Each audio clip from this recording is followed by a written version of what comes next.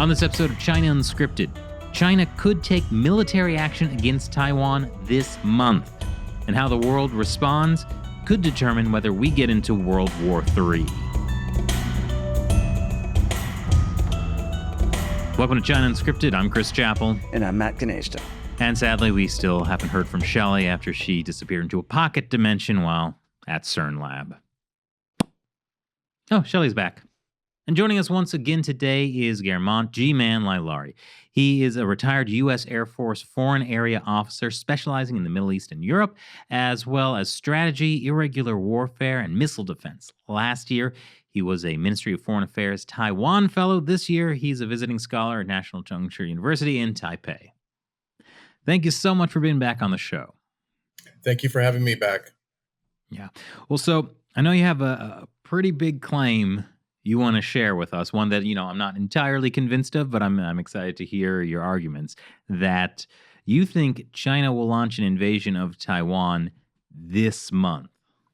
Okay, I said not a full invasion. I'm talking about a small island, but let me get into that.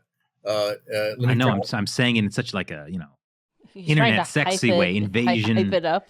China's invading Taiwan this month. That's going to be the title of this video, isn't it? Something like that. The invasion of Quemoy. Yeah. Okay, yeah. I don't want people to panic and dump their stocks and fly out of Taiwan because of a statement that Chris made, not I. So you're saying we're all doomed? Saying that maybe you're doomed for saying that. Uh-oh. So yes, tell us why you believe 100% China will invade Taiwan. Or a small Taiwanese island this month. Which is technically Taiwan. So don't get mad at me for making that the title of this episode, Internet. Okay. Let me take you through the logic tree. You ready? Okay. I'm ready. All right. Xi Jinping wants Taiwan to be a part of the PRC during his reign as, king or emperor of China. China describes the way that Taiwan would become part of China in two ways: peaceful means and non-peaceful means. And they can't say war because you can't have war between a country and a province, according to them. According to us, of course, we would consider that war. But anyway, there's two ways. There's two ways to do it, right? Peaceful and non-peaceful means. One of the problems right now, and it's been going on for quite a while now, is the trends in Taiwan show that the people here are more and more interested in keeping the status quo and moving towards independence, or even a few percentage of people want independence now. And that number is about 86%. For everything. For like status quo plus independence. Yeah, status quo or just status quo, and then all the way up to full independence. That's 86% of the population, based on surveys that have been going on since 1994. And the other 14 want unification with communist China? No, actually less than that, because there's maybe about 5 to 6% have no opinion. So actually less than that, maybe about 8 or 9% want status quo moving towards unification. Well, this is sad because all of those people are wrong. There is only one option, which is the glorious return of the Republic of China to kick out the communist forces and take back mainland China. Or as they call it, West Taiwan. Thank you, Chris Chiang-Kai-shek. Yeah. Yes. Chris is all over the place today. Okay. The problem is all this democracy in Taiwan. We got to go back to the military dictatorship. So can you tell us what the 86% is compared to like past trends? Like, is this like much higher or?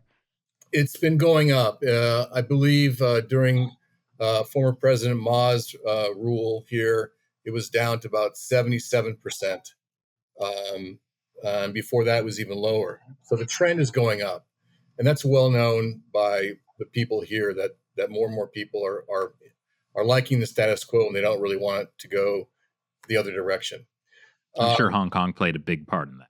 Yes. Well, and it's supposedly what happened in Hong Kong affected the election here in terms of re-electing President Tsai. So, okay, so we know that, and so that's a bad trend, but he can't do much about it right now because he doesn't. All his United Workfront activities or the MSS activities, the propaganda, all this stuff is not working very well, right? All right, but the other dimension of this is the non-peaceful means. So he has another bad trend happening right now. As you know, the National Defense Authorization Act that was signed in December of last year for 2023 states that the U.S. will start training Taiwanese military in Taiwan with U.S. military here, and also send over 500 military personnel from Taiwan to the U.S. and get training. And there's a large amount of weapons coming to Taiwan in the next few years. And that's another bad trend for Xi Jinping. So in other words, Taiwan is increasing its lethality. And this is the first time that it's really been doing it in a sort of open way based on that law that was passed since 1979. Nothing like this has happened since then. So from their perspective, from the CCP's perspective, things are changing in the wrong direction. And we also know that the United States and NATO helped train Ukrainian troops for about 6 years, from 2017 until 2022. The U.S. and NATO were training and giving lethal training to the Ukrainian troops. And that's one of the reasons why, that's one of the lessons that was learned, was that because of that training, I'm not saying it's the only reason, but it had a great effect on the beginning of the war and the current status of the war. In other words, prevented the Russians from controlling Ukraine. So Xi Jinping needs to stop this trend. He and I believe he has to figure out a way to do that. And the way to do that is, I believe, he has to create leverage. He has to create a situation that stops the U.S. from training the ROC military and stops or slows down the weapons being transferred to Taiwan. So, and by the way, the peaceful means and the non-peaceful means is terminology that was used in the anti-succession law in 2005. So that's where that comes from. All right. So there's another dimension to all this, is Xi Jinping does not have confidence in the PLA. The PLA hasn't really shown its ability to do anything successful. Even the 1979 war with Vietnam was not a glorious war where they destroyed the Vietnamese army and conquered it. They got into a stalemate, and basically they withdrew. Also in 2016, the PLA under the UN charter, under the UN rules, were in South Sudan protecting civilians. And when a bunch of rebels showed up, they basically ran away. Okay. So not exactly Wolf Warrior. Not Wolf Warrior in 2016. 2020, 21, even along the border with India and China, although the propaganda from China says that, they only lost 4 soldiers, other reports say up to 100 were killed. And basically, they didn't do stellar there either. So there's really no way right now that Xi Jinping feels like if he wanted to order the PLA to conduct an invasion or a blockade, that he would be confident that they would be successful. Isn't there also some weird purges and things happening in the PLA rocket force, which for a while was considered the most modernized, capable branch of the PLA?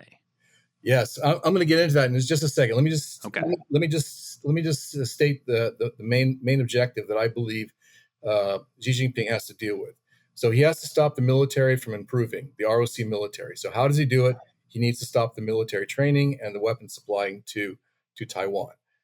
And by the way, today, the North Korea, the DPRK, came out with a press statement saying, current situation of the U.S. government giving weapons to Taiwan and training military, although they don't say military, but they say that the U.S. is helping Taiwan, is a powder keg. It's going to start a war, all these kind of things. So this is propaganda coming from DPRK. So they're saying, basically, they're reinforcing the point that I'm making, is that China is very uncomfortable with this situation.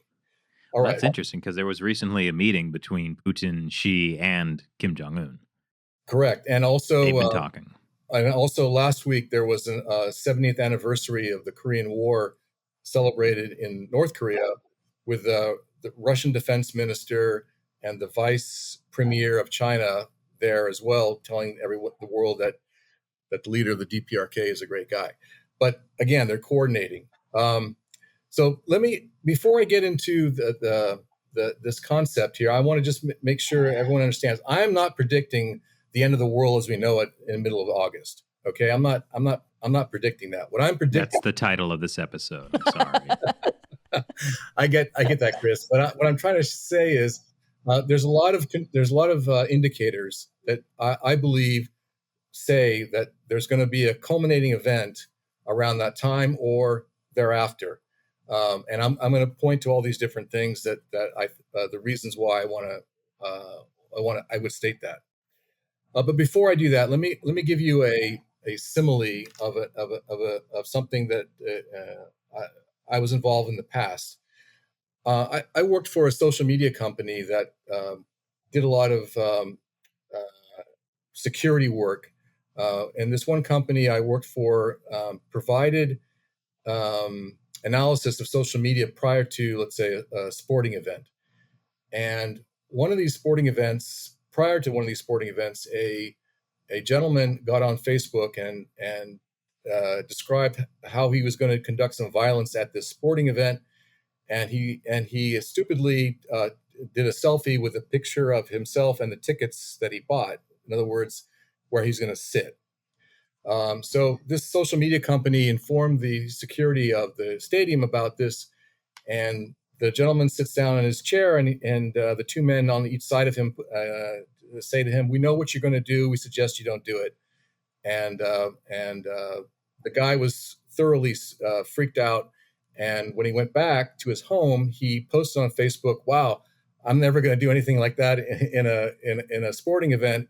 And so he perpetuated this thing. So basically, what happened was, because they warned him, they deterred him, he didn't do it, and so nothing happened. So I hope that this broadcast stops this event from happening in the future, just like what I said with this event in the sporting event, because if people take action, there's a chance that nothing will happen in the middle part of August.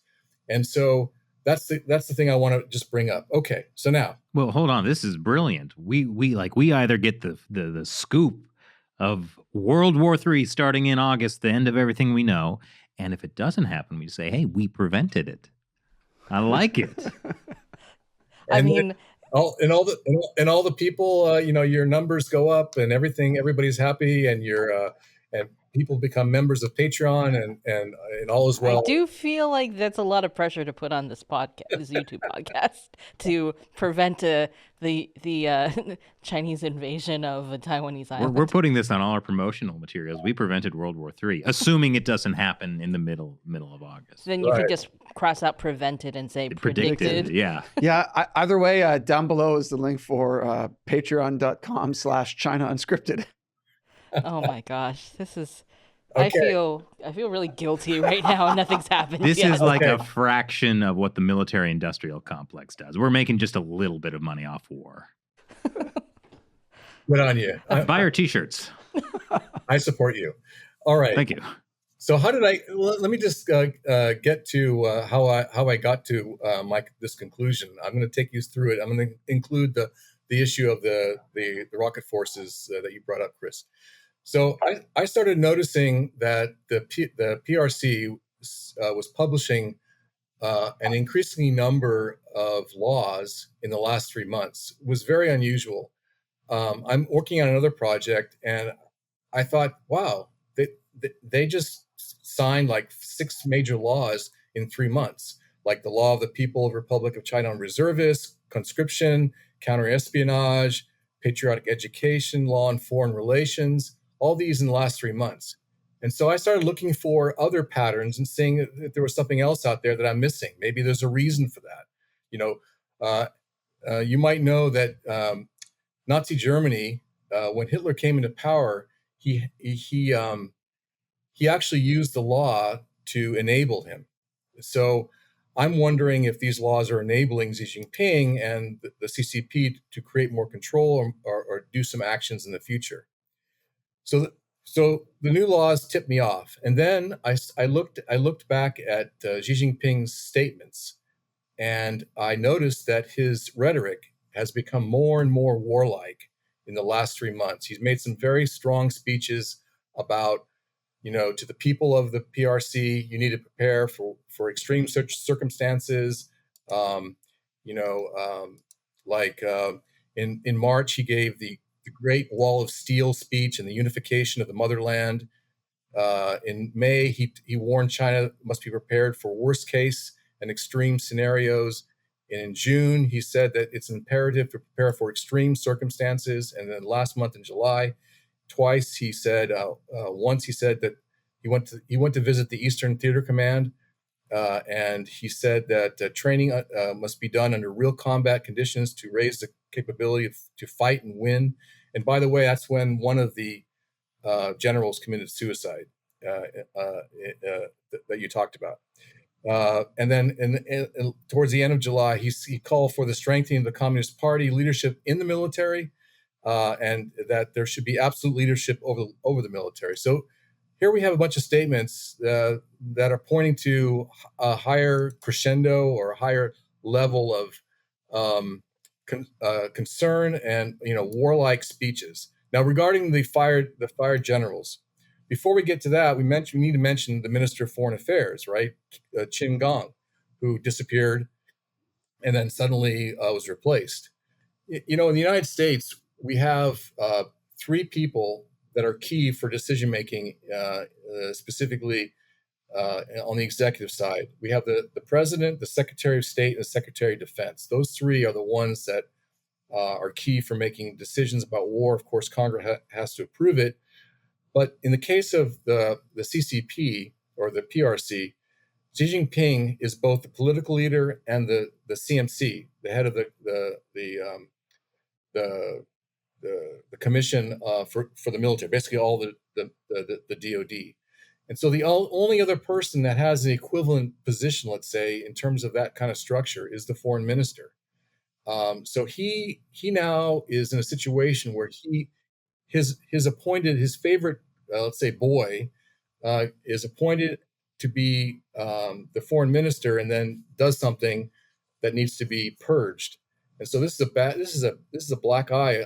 This is something very bad for him to deal with.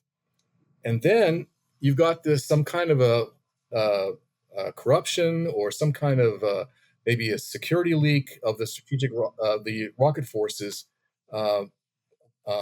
where you have the commander, the deputy commander, the former commander, and the former deputy commander are all basically rolled up, and one of them commits suicide.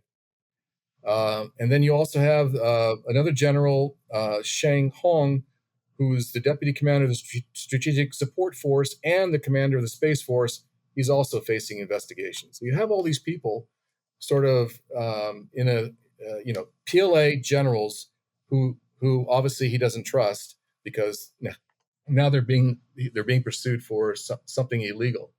Now, what's common about these guys is that they're all technocrats. They all have PhDs, or they're extremely good at the technology side of the PLA. The rocket forces, the space forces, these are all very technical positions.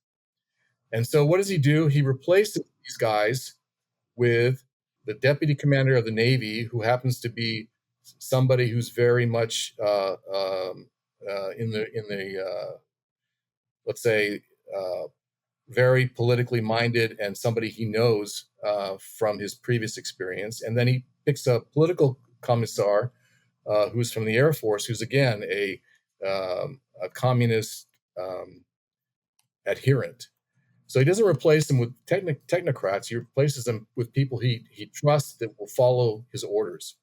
All these things are happening, which again further demonstrate that he is really concerned about the loyalty and whether or not the PLA will do its job. Given that, let's assume what I said is true, that he's very concerned about this military training and this the supply thing, the supplies of weapons. What can he do? Okay. Now, obviously, I don't think he thinks that the PLA is ready to do an invasion or a blockade. Sorry to mess up your show, Chris. It's okay. We can still have it in the title. We'll just be like, will China have a blockade invasion of China? ? Will China invade China? Well, that's their perspective, right? It's all That's China. right. That's right. So that's accurate. Go on. Okay, so what are his choices? Okay, what are the choices? The choices are, besides doing what I just said, is maybe take an island or two or three or all of them that are close to China or ones that are farther away from Taiwan. I'm not talking about Penghu or the main island of Taiwan. So if you start looking at the list, I'm just trying to put you down to the logic train here. Look down. So 1 second. So we're just going to put up a map on screen of the Republic of China and its outlying islands. Because a few years ago we went to Guilmantes, which is one of the heavily populated outlying islands, formerly known as Quemoy. Yeah, and the Taiwanese government controls all these islands. They're used for different things. Some of them have people living on them. Some of them are just kind of like military installations. But they're none of them are, even compare in size to the main island of Formosa, which is what we think of as Taiwan. Right, and those islands you're talking about, the Kinmen, Quemoy, Matsu, they're very close to the coast of China. They're not. You can see it. They're not. Yeah, you can see China, but you can't see Taiwan. Those islands were fought for in the 1950s, and some of them were captured by the PLA, and some of them fought valiantly, like Kinmen, and the PLA was not able to take them. But there are some islands that are not close to Taiwan, and there's two. One is called Pratas, or Donsha. It's about 240 miles southwest of Taiwan, or 170 miles east of Hong Kong, or about 400 miles north of the Philippines. The difference between this island and the islands that you just mentioned, Kinmen, Matsu, this island and the other island I'm going to mention have no civilians on them. They're just military on this island. Pratas and Taipei Island have no civilians. They're just, it's basically a military base. Now, Kinmen, I think has about 30,000 people, civilians on it. And so, if you're going to attack an island with lots of civilians, that doesn't make good for, propaganda purposes. And it's also a headache. Yeah. So the numbers are roughly, 60,000 civilians on Kinmen, for example. And Matsu has 13,000 and Wushu has about 400. But the other two islands, Pratas and Itu Abu or Taiping, depending on how you describe it, have no civilians on it.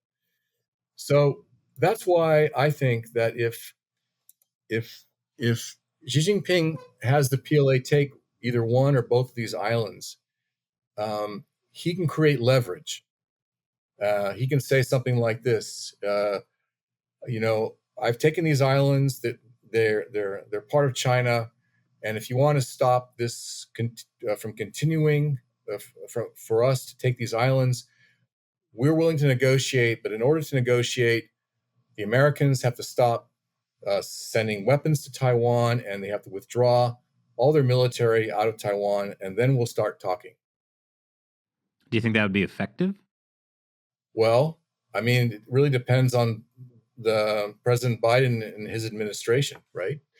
Whether or not now remember, these two islands and the islands along the coast of China were never covered by the Mutual Defense Treaty that the U.S. had with Taiwan. It only included the main island of Formosa, as Matt said, and Penghu, the large island that's not too far away from the main island. So these islands were never part of any kind of agreement that we envisioned that we would protect. Now, obviously, the U.S. could try to intervene, and that's part of the interesting story that I want to mention. Is normally so why the middle of August, right? So in the middle of August, the Vice President Lai is going to go to Paraguay to attend the inauguration of a new president there. And on his way there and on his way back, he's going to stop in the United States. We all know what happens when a senior leader from Taiwan stops in the United States.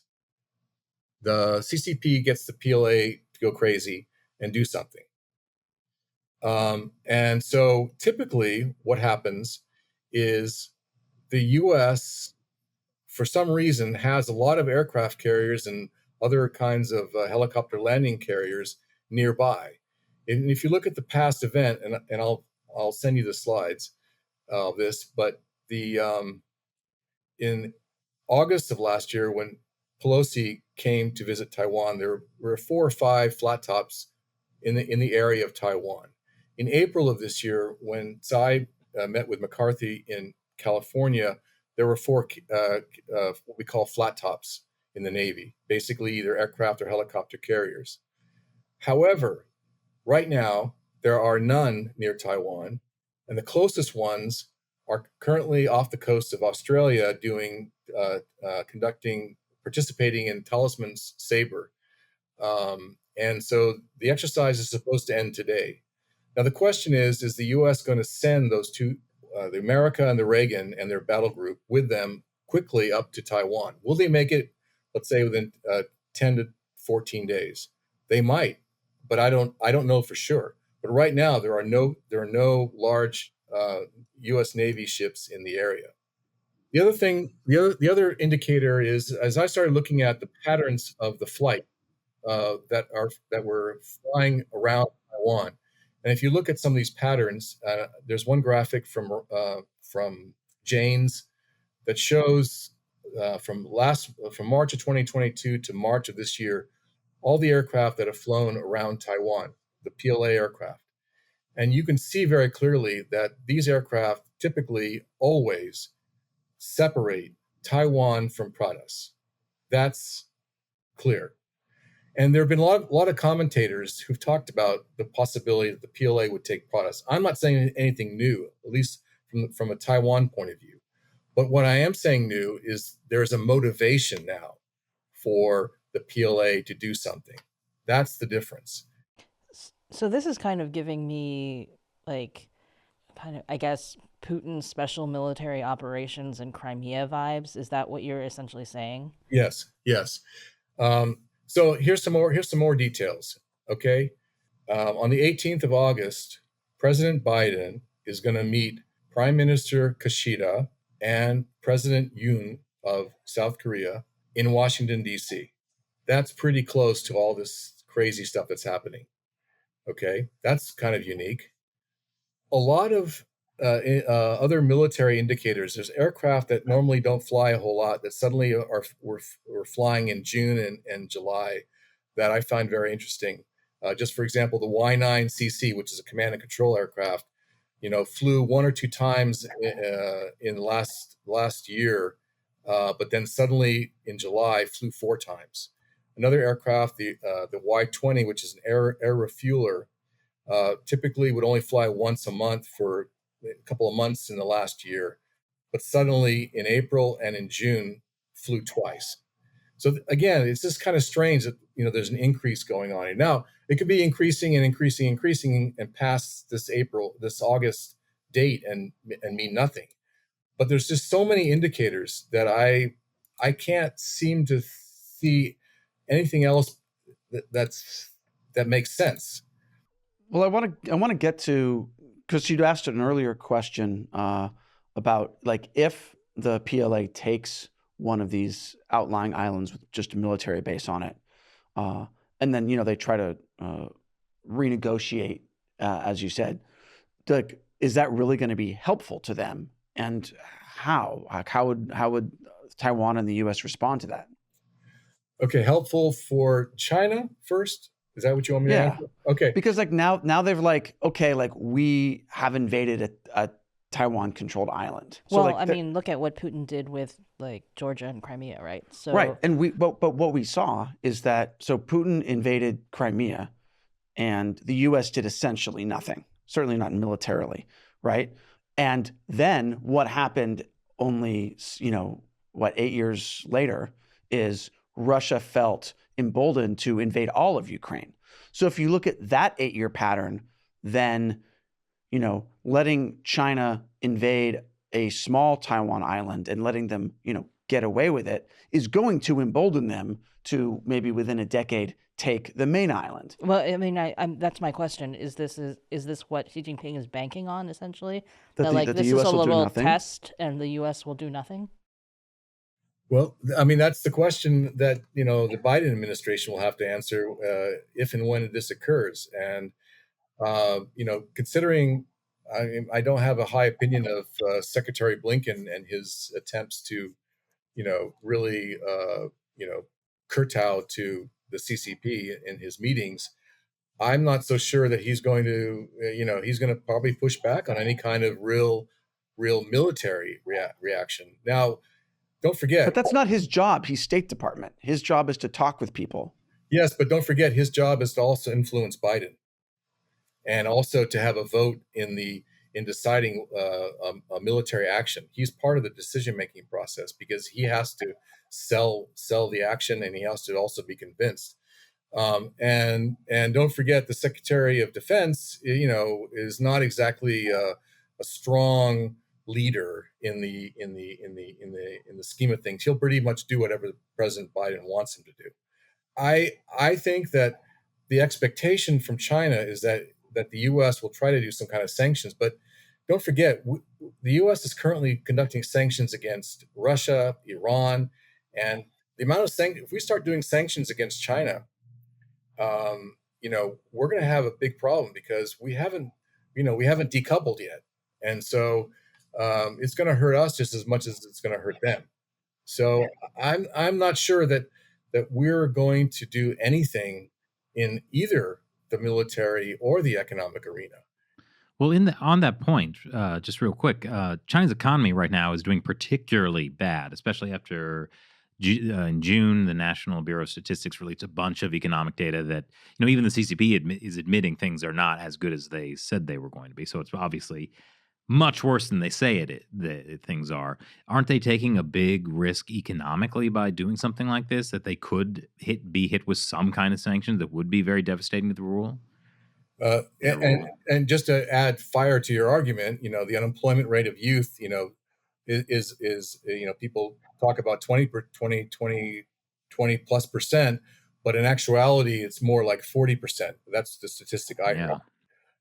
So my argument would be that this is a good distraction to all the disappointed people out there in China, and it will definitely help the nationalists, the strong nationalists in China, beat the be happy that Xi Jinping has done something. So I'm in regards to the issue of the economy. If you remember that there's a list of core interests that China has, and those core interests are like territorial integrity, maintaining the current rule by the Communist Party, get Taiwan, et cetera, et cetera. And you get to number 6 on the list it's the economy. So we have to remember that the economy to us is more important than the economy is to the CCP. Well, unless the economy threatens the number 2 about keeping the Communist Party in power. True. But, I think that they're pretty stable in terms of their economy with the rogue states. They've got good business going on with Russia, Iran, and they just made some deals with Saudi Arabia and a bunch of other countries, and they have this Belt and Road thing going on. So I don't, it's a possibility. I'm not denying that it's definitely a possibility, but I would argue that, it could be a good distraction for at least a short period of time. Yeah, I mean, young people can't find a job. Hey, go to war. What better career? That's not super popular in China, though. No, maybe not. The only children thing. Yeah. Another thing that struck me too is I have friends who are monitoring, Chinese propaganda channels, social media channels, and they note that these channels typically don't go down in June and come back up in July. Well, they haven't come back up in July; they're still down. And so, each one of these indicators is probably not very important, but together, look. Mao wrote an essay or gave a speech in 1938 about on protracted war, and one of the things he said was that in war there is never enough deception. So we all expect another exercise. We expect another similar to Pelosi visit or Tsai visit to U.S. That's what we expect. We don't expect them to do military action. So this would fall into play as to their doctrine. If you look at their doctrine, deception is very important to them. And as I mentioned in the beginning, Xi Jinping does not have confidence in the PLA. He needs them to do something that's limited, controllable, but to demonstrate that they can do the job, or at least are getting better at doing the job. And I believe he has to do something in the interim, like you mentioned before, like the Russians taking Crimea or Georgia or parts of Georgia, etc. So again, I hope this doesn't happen, and I hope it's because this broadcast stopped it from happening. Yes, we either are predicting it or stopping it. So, Guermantes, what do you think would happen if Xi Jinping launches? Like, do you think from the PLA side they are going to be able to take Taipei or Dongsha? With overwhelming force. I mean, again, according to the data I have, open sources says that there's only 500 Marines on both islands. Now, of course, if Taiwan decides to reinforce it with several thousand, then that might change the calculus. Or if they bring ships in, but remember that these islands are far away; they're not close by, and so it would require a lot of effort on Taiwan's part to do something. Part of Talisman Saber, there's this picture that I'll send you that has a picture of the U.S. Aircraft carrier, the Japanese aircraft carrier, the Korean aircraft carrier, and the Australian aircraft carrier. And it's such a beautiful shot. But the problem is they're all down near Australia, and so even if the ROC says, "Hey, allies, can you help us?" I think that we're going to be they're going to have to steam, pretty heavily north to get there in time. So it will be a decision by the political leadership here whether to do something about it. In addition to military aspect, they could also conduct a propaganda campaign, talking about how if China does this, this is an act of war. Try to use words that would help solidify an alliance for Taiwan. But again, these are small islands. I don't know if there are going to be any countries, except maybe the U.S., that would help Taiwan.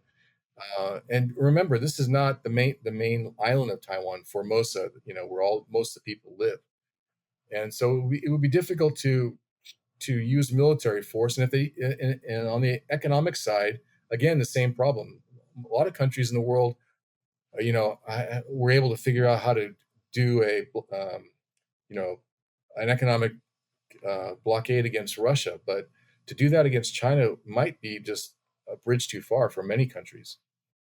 Well, so what if China invades that island? They do the thing about, if you want to stop this, no more weapons to Taiwan, no more training. And the response is, well, actually, we see you're serious. We're going to increase weapon sales. We're going to increase training. Right. So that's a good question. So what I would envision is they would threaten to take the rest of the islands close to China, Matsu, Kinmen, etc., in response. And I don't think the U.S. wants an escalation. Right. I don't think they want to escalate this. But ultimately, that would result in an escalation down the line, just like we saw with Crimea and Ukraine. Yes, but probably not for this administration. So they're very short-sighted, right? I mean, they only think about the next election, and that's about it if they're up for election. Right, but I guess what I see is there's going to be an escalation either way. Like the Chinese Communist Party is going to escalate. If the U.S. responds, then the CCP will use that as an excuse to further escalate in response to the U.S.'s response. But if the U.S. doesn't have any strong response, then the CCP is going to be emboldened to then further escalate. So their plan is to escalate no matter what. They can choose to delay their escalation, for example. They're not, they can pick and see. That's the benefit of doing this action for them, is that they can choose the time and place of their next move. Whereas the U.S. and Taiwan and, let's say, Japan and the Philippines are basically having to figure out they're going to react to China, not, be proactive. So I have a question regarding, because these islands are in the South China Sea. That general area, right? Yeah, Protus is in the northern part, and of course I like to call it the Southeast Asian Sea because it's not part of China. Right, it's not part of China, the but West Philippine Sea, as people in the Philippines call it. Yeah. But just in terms of, because of the PLA militarizing the islands in the South China Sea, because of all these territorial disputes in the area with the Philippines and Vietnam, and what kind of effect would the PLA coming in and taking these Taiwanese islands in that area have on that balance of power in the South China Sea and the America's attempts to keep freedom of navigation in the area and stop the militarization of the South China Sea? That's the one reason why I think that Itu Abu or Taiping is probably, one of those question marks, because there's overlapping claims on that area. It's in the Spratly Islands. And so the Vietnamese claim that area, the Philippines claim that, so that might cause maybe a little more than they're bargaining for. That's why if you look at Donsha or Protus, there's no overlapping claim to it. There's nothing except Taiwan's claim to it, and of course the PRC's claim to it. I think that's why I think it's the least problematic choice. And Protus. The other thing about Protus is its location. It is like having an aircraft carrier off the coast of Taiwan. If they take it, it will be strategically very, very important for them, because then they will be able to control the straits that between it and Taiwan. It can also look out into the Pacific Ocean, and it's like a mini Taiwan. I mean, it's pretty much covers the southern part of Taiwan strategically. So if they get that island and they start militarizing that island, I think that will also weaken Taiwan's ability to resist a blockade or invasion in the future. Now, we have to remember that it is not the United States that has been causing the problem here. Okay, I want to make that very clear. Since August of last year, the PLA aircraft have been crossing the midline all the time. Okay, that was not that was prior to the U.S. providing military training to the ROC. All right, and the other thing is we've been providing weapons to Taiwan since 1980. I mean, well, actually since 1950 in the 50s. So what is changing is not the fact that we provided training to the military of Taiwan. What's changed is the fact that the PLA because the CCP told him to do it, is being more and more aggressive and getting closer and closer to flying into possibly the territorial waters of Taiwan. That's the difference. So the propaganda that the PRC or the Communist Party will use is that the U.S. changed the balance. But in reality, it was the PLA's actions as a result of the Pelosi visit. They changed the status quo. Okay, so I want to make sure that's clear, because the propaganda is going to roll out very strongly if this happens. Now, one thing I've heard a lot is that China is keeping a close eye on the 2024 presidential election in Taiwan, that their hope is to influence the election to get somebody more China-friendly, so then those peaceful means of taking Taiwan are kind of more back on the plate. Wouldn't invading Pratas or any of these other islands just ensure that a more hawkish Taiwanese president gets elected, and then there is no chance of a peaceful, quote-unquote, peaceful takeover of Taiwan? So my argument to that is, if you assume that the polling is correct, even if there is a friendly president leading Taiwan, the fact is the people still are not interested in unifying with China.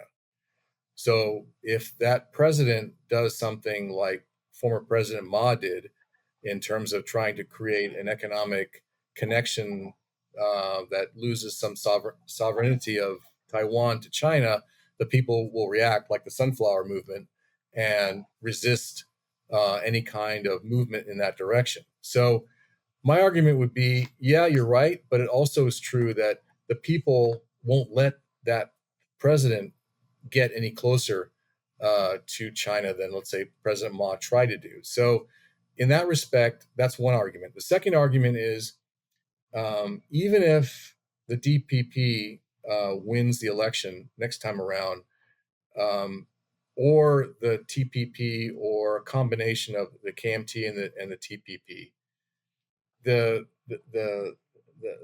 fact is that the people really enjoy their freedom here, and there's a lot of people here more and more people are willing to fight, and not only just the military. There's a lot of groups here that are into civil defense, and I think you might have covered some of them in your past shows. But I think that there's more and more almost a militant feeling about resisting China. That, again, it's a trend. I don't think that even if there is a friendly president in charge, that will change. So I hope you're right that a reaction to a taking of an island will make the people here more nervous and vote for DPP, but it also might make some people realize that, or think that they might not have a choice, and the only way that they can save their lives, let's say, is to comply. Collaboration. Yeah.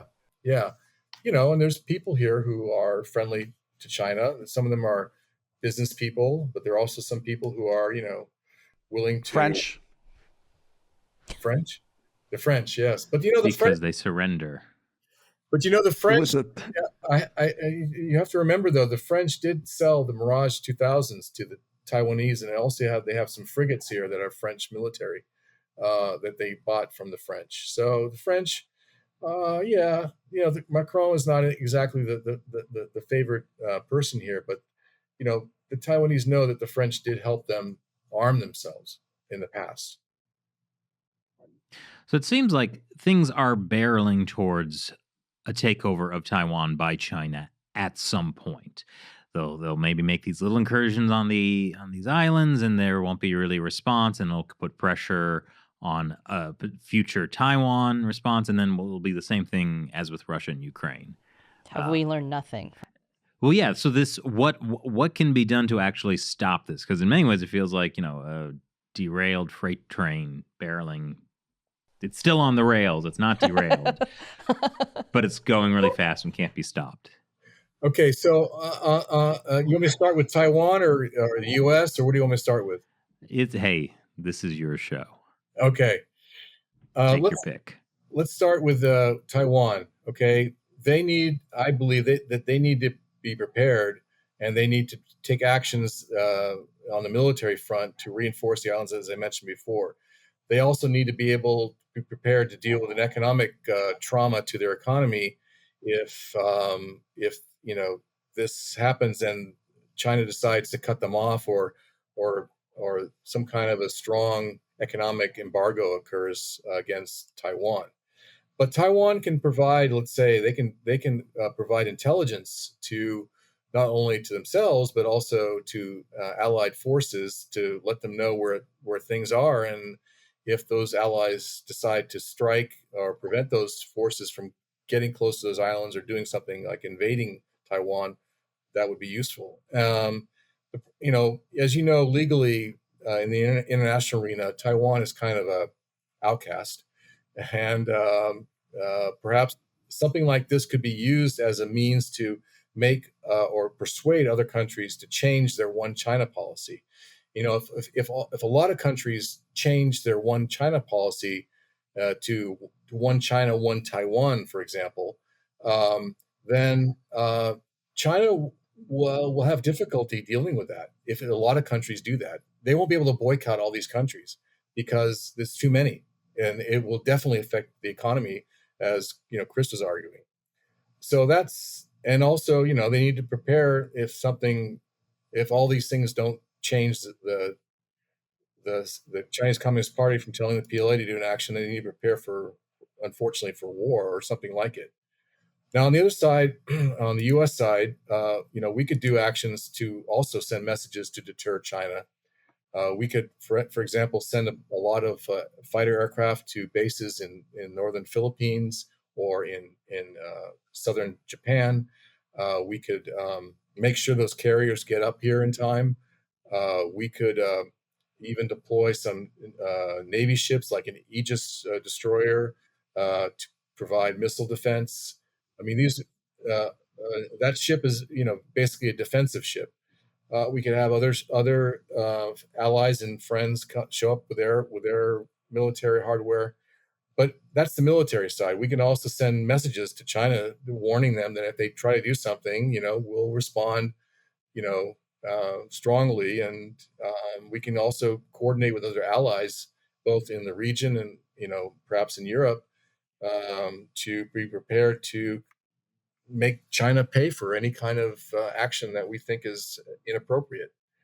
So those are some of the things that can be done. I mean, obviously, political warfare should be used. Strategic communications. We should have a plan to deal with all this. I don't know if we do.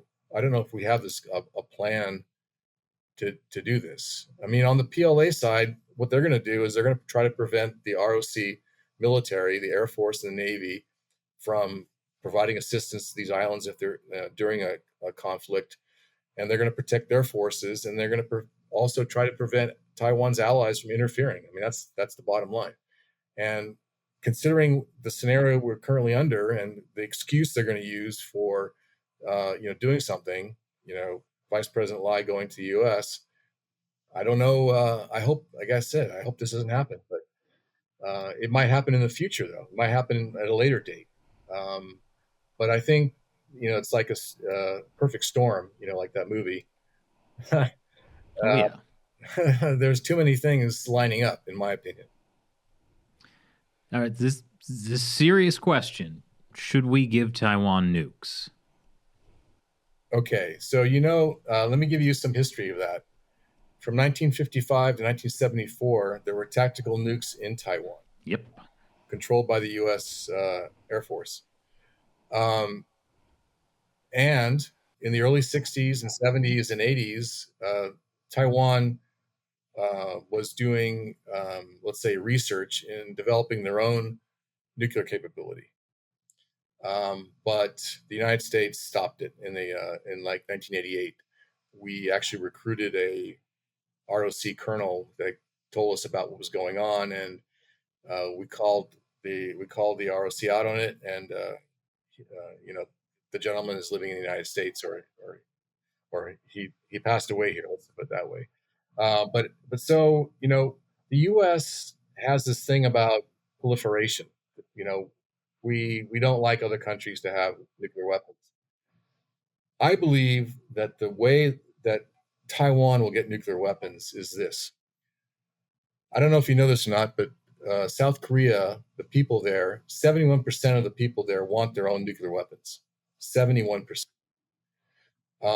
And so I believe at some point in the future, South Korea will have their own nuclear weapons. I think once that happens, I think Japan, facing three nuclear powers, North Korea, China, and Russia, will also eventually get nuclear weapons, even though they have a bad taste in their mouth from Hiroshima and Nagasaki. We all know that. There'll be self-defense nuclear weapons. Right. Well, former Prime Minister Abe and other people talked about the idea of Japan getting nuclear weapons. So I think in the scenario where South Korea and Japan have nuclear weapons, I think that it would be fairly logical that Taiwan should also get nuclear weapons.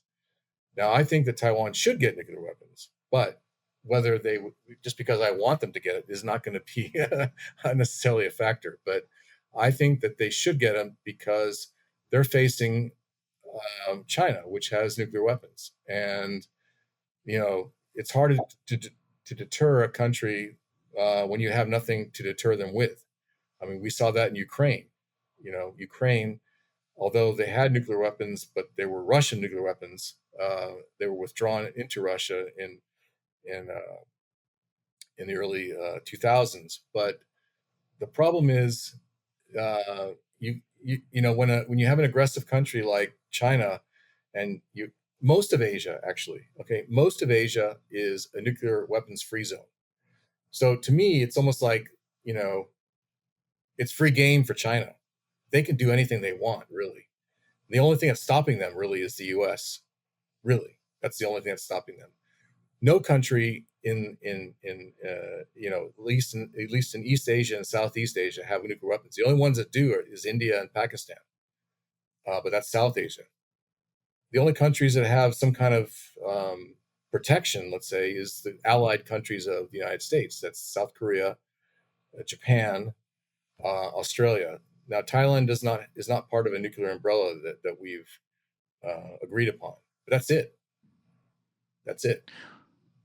Well, what would nuclear weapons practically give Taiwan? Because, what are they going to nuke China? I'm sure Xi Jinping does not. Just like Mao, I'm sure he doesn't really care that much if China takes a nuke.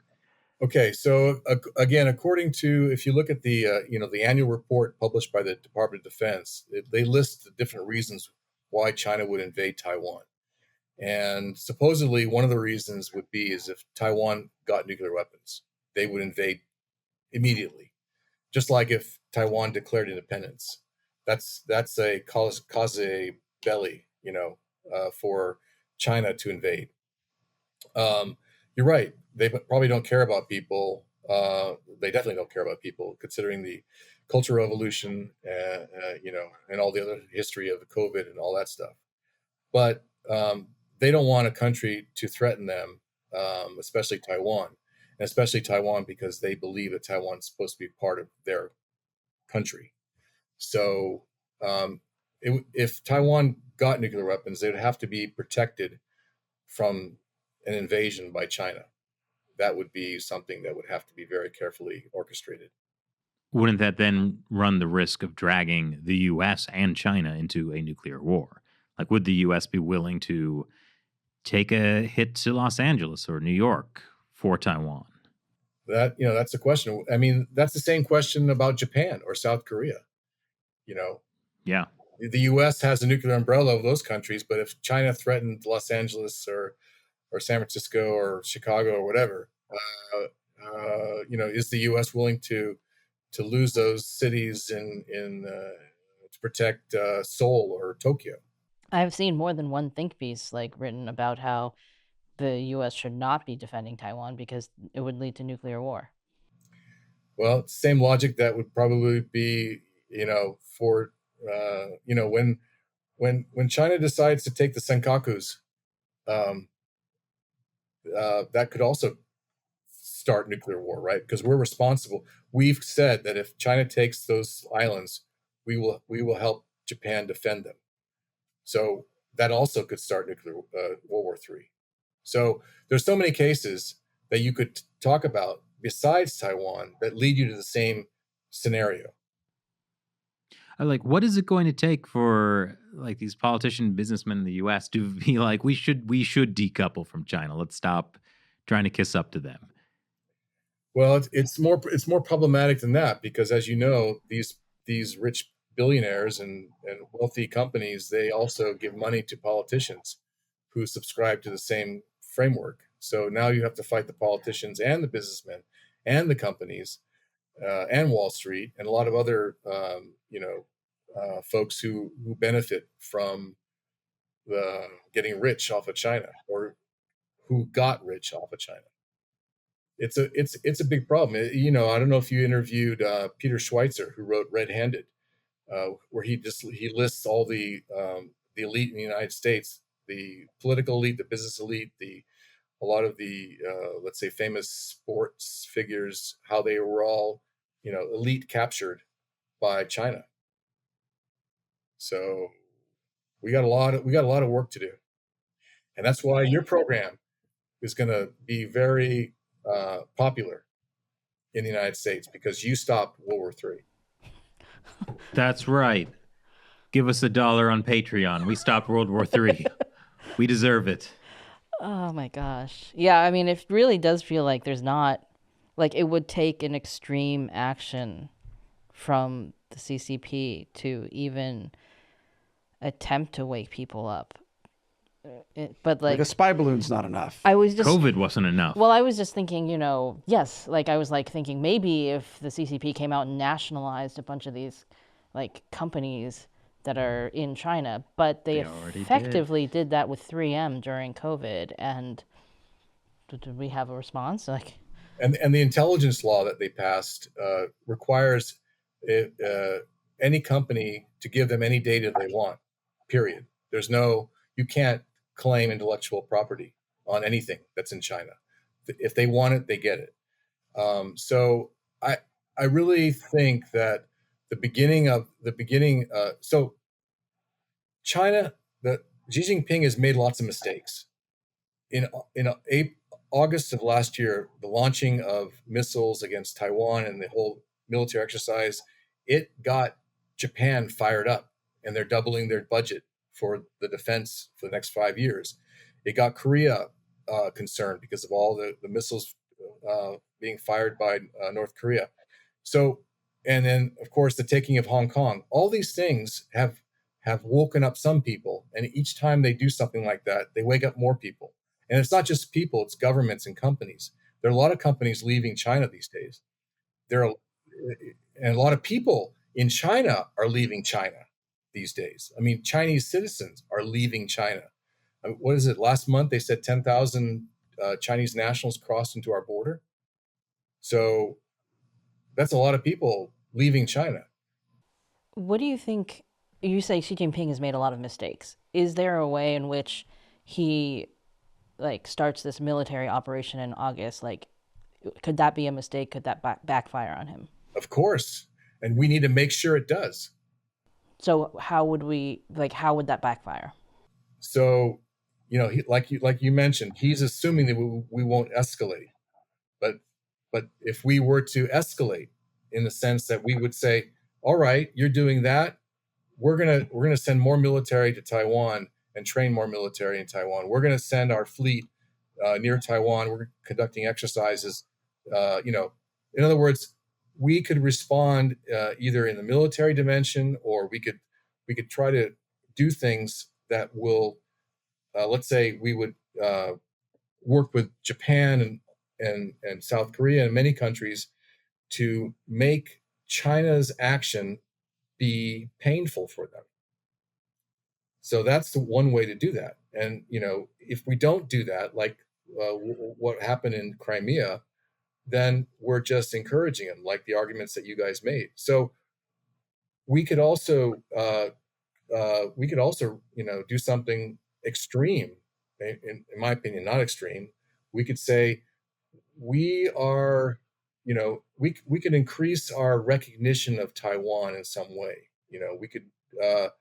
We could say something like, because you've done this action. If you read the Taiwan Relations Act, it says that if China does something that threatens the peaceful situation in the Taiwan Strait, we have the option to de-recognize China.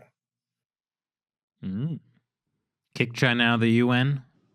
No, but we could kick out their embassy, and we could leave our embassy out of China. Of course, I don't think Blinken would do that, but I'm giving you examples of things we could do. But it's going to take some, as we say in southern part of the United States, cojones, to do this kind of stuff. Is there a way it could backfire on Xi Jinping without actions from the U.S. that are like domestically, like within the party, or? Yes, for example, if Taiwan's forces were able to kill a lot of the invading forces, and those one-child sons come back in body bags, a lot of people will be upset about that, and that would be an internal problem created by his action. Well, this is very interesting. I guess we'll find out in like 2 weeks when this podcast goes up, which fortunately we will prevent. You mean 2 weeks from when we publish this? Yes, it'll be published, and then the word will spread and it'll be stopped. And, it's like a series, to be continued. That's true. It could always, at least at the minimum, this is, I think you've laid out a very clear and logical strategy that could be used. Even if not at this particular moment, it could be used at any point. And it makes a lot of sense. How do you go after Taiwan? Take one of these small islands that might not bring a response, well, probably wouldn't bring a huge response from the U.S., maybe not even from Taiwan itself. Okay, so I talked to some people here about Protus. They're very emotionally attached to Protus. Okay. It's not something that they, my understanding is that they're going to fight for it. Well, so it might not even stop at Protus. It might just, if China tries to take it, that could just, like a derailed freight train on the rails going straight to World War III. Taiwan just keeps fighting, and then there's fighting on the mainland, and mainland Taiwan, maybe mainland China, and then the ROC takes back from those filthy communists. But then the U.S. gets involved. And creates West Taiwan, right? Yeah. I'm feeling very optimistic about the future now. Thank you. And we predicted it by creating those West Taiwan posters. That's right. Which you can also buy on our website. Links below. We are the military-industrial complex. Selling posters. Selling posters. That's the ticket. Well, thank you so much for joining on the show again and sharing us this. Chris, this is so overwhelming. You're like, I'm full of emotion. The ROC will rise again. Chiang Kai-shek will sit on the Peking throne. There are a lot of things wrong with that. There are a lot of things wrong with that. But yeah, this was fascinating, really interesting to hear. And I'm very excited to hear how people watching will respond to it. Great. Thanks for the opportunity. Appreciate it. Well, that was, once again, another horrifying interview. Glad you could be back for it. Shelley. Yeah, I'm glad I made it back in time for World War III. Yeah, we'd be ashamed to have missed that. Yeah, in the pocket dimension, World War III was won by President Kissinger. Oh, and so now in that pocket dimension, we're headed to World War IV. Yes, so it's a bad place, let me tell you. President Kissinger, oh my gosh. Hey, we don't live in the worst timeline. Congratulations, everyone. I forget how we do this with you. We go off the rails. That's right. And we did that immediately, so yeah. Check. That's right. We've got to stay on the rails like a freight train. Yeah, a derailed freight train. Still on the rails, barreling towards a cliff. That they, for some reason, put the rails going to a cliff. Who designs trains anymore? China. Yeah, there we go. Glad to have you back, Shelley. Glad to have you back. And thank you for watching. Once again, I'm Chris Chappell. I'm Shelley Zhang. And I'm Matt Ganesta. And we'll see you next time. Unless World War III happens, then, it's kind of up in the air.